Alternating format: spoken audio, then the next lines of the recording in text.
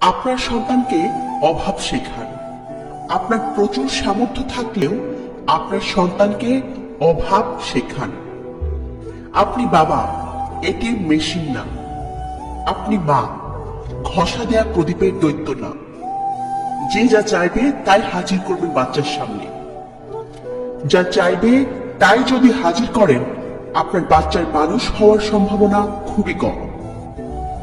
সন্তানকে জীবনের মানে বোঝানো মানে কম ভালোবাসা না, বরং তাকে বেশি ভালোবাসা। কারণ আপনি যখন থাকবেন না, দুনিয়ার কঠিন পথ তাকে একা চলতে হবে। আপনার সন্তানকে শেখান, চাইলেই সবকিছু পাওয়া যায় না, সবকিছু পাওয়ার দরকারও নেই।